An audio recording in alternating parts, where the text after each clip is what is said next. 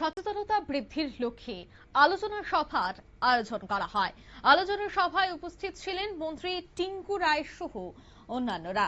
মূলত মাদক দ্রব্যের অপব্যবহার, অবৈধ পাচার বিরোধী দিবস উপলক্ষে এই দিনের এই বিশেষ অনুষ্ঠানের আয়োজন করা হয়েছে, যেখানে দেখা গেছে যে বিভিন্ন কলেজ বিদ্যালয়ের ছাত্রছাত্রীরা অংশগ্রহণ করেছেন।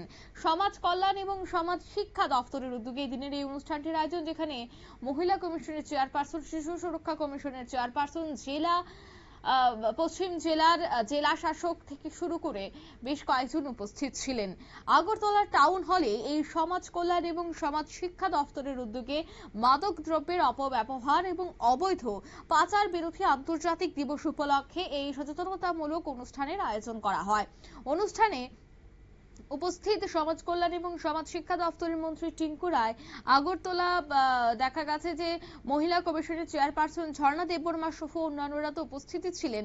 অন্যদিকে শিশু সুরক্ষা কমিশনের চেয়ারপারসন জয়ন্তী দেববর্মাও এদিনের অনুষ্ঠানে গুরুত্ব তুলে ধরেন। সমাজ কল্যাণ সমাজ শিক্ষা দপ্তরের সচিব তপন কুমার দাস এবং পশ্চিম জেলার পুলিশ সুপার নমিত পাঠক আজকের এই অনুষ্ঠানে উপস্থিত ছিলেন। প্রদীপ জ্বালিয়ে অনুষ্ঠানের সূচনা হয়। তারপর একে একে মাদক দ্রব্যের অপব্যবহার এবং অবৈধ পাচার বিরোধী দিবস উপলক্ষে বিস্তারিত আলোচনা করেন। এই বিষয়ে কি বলছেন সমাজ কল্যাণ এবং সমাজ শিক্ষা দপ্তরের মন্ত্রী টিঙ্কু রায়, শোনাবো।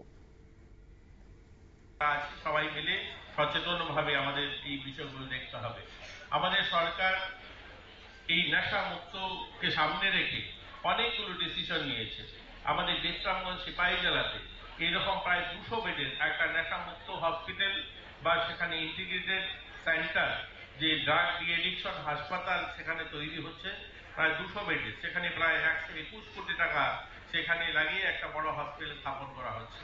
রাজ্যে আরো প্রত্যেকটা জেলাতে আরো 8খানা ডিস্ট্রিক্ট হসপিটাল স্থাপন করা হচ্ছে 50 বেডের, যে সেখানে যেন ভালো চিকিৎসা বা তাদেরকে আমরা যারা ড্রাগস নেয় তাদের ভালো পরিষেবা দেওয়া যেতে পারে। যেখানে আমাদের বিশ্রামগঞ্জে যে হসপিটাল তৈরি করা হচ্ছে সেখানে শুধুমাত্র একটা হাসপাতাল যেখানে চিকিৎসা হবে এরকম নয়। বর্তমান সময় আমাদের যে নার্সিংহোমে যেখানে চিকিৎসা হয় সেখানে এই ধরনের আধুনিক পরিকাঠামো নেই।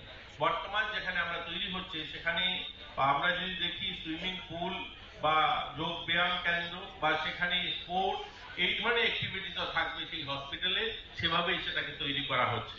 রাজ্য সরকার ইতিমধ্যে অনেকগুলো এই ধরনের ইনিশিয়েটিভ নিয়েছে যেন আমরা যারা নেশাগ্রস্ত তাদেরকে ভালো পরিষেবা দিয়ে তাদেরকে পুনরায় আমরা সমাজের মূল সুতে।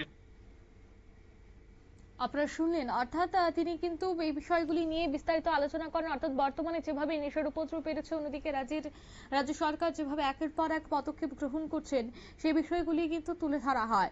মূলত রাজ্যে যেভাবে নেশা বৃদ্ধি পাচ্ছে সেক্ষেত্রে যুব সমাজ যেন এগিয়ে আসে বা যুব সমাজকে বিষয়টি সম্পর্কে যেন সচেতন করা যায়, তার জন্য কিন্তু এই সচেতনতা শিবিরের আয়োজন করা হয়। নিয়ে নিচ্ছি ছোট্ট একটি বিজ্ঞাপন বিরতির, সঙ্গে থাকুন।